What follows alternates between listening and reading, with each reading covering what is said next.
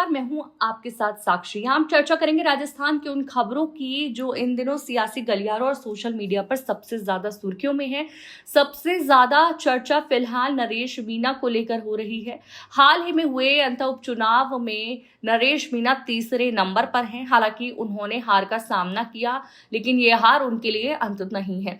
चुनाव प्रचार के दौरान उन्होंने कहा था कि ये उनका बहुत महत्वपूर्ण चुनाव है और हो सकता है कि ये उनका आखिरी चुनाव हो।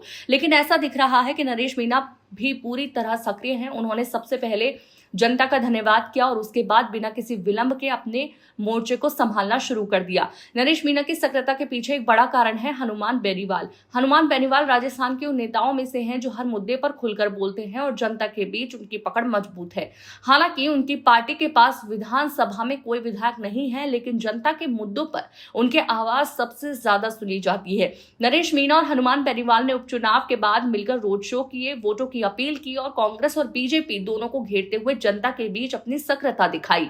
इस तरह उनके बीच गठबंधन की संभावनाओं और तीसरे मोर्चे की चर्चाओं ने राजनीतिक गलियारों में हलचल पैदा कर दी। अब सियासी विश्लेषकों और जनता के बीच सवाल ये उठ रहा है कि तीसरा मोर्चा इस बार बन पाएगा या नहीं। नरेश मीणा खुलकर हनुमान बेनीवाल के साथ काम करेंगे या अपनी अलग राह चलेंगे, ये बड़ी चर्चा का विषय है। फिलहाल नरेश मीणा ने भगत सिंह सेना के नाम से अपनी अलग पार्टी बनाई है, लेकिन भविष्य में वो हनुमान बेनीवाल की पार्टी में शामिल हो सकते हैं या किसी अन्य रणनीति के तहत अपनी ताकत दिखा सकते हैं। सवाल ये भी है कि इस गठबंधन में और कौन कौन नेता जुड़ेंगे और जनता पर इसका कितना असर होगा।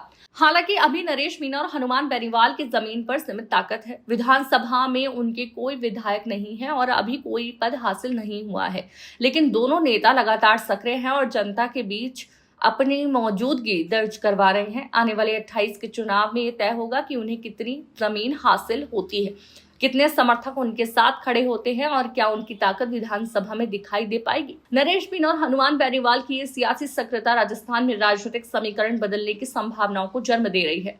फिलहाल इस पर आप क्या कहना चाहेंगे? कमेंट सेक्शन में अपनी राय जरूर दीजिएगा।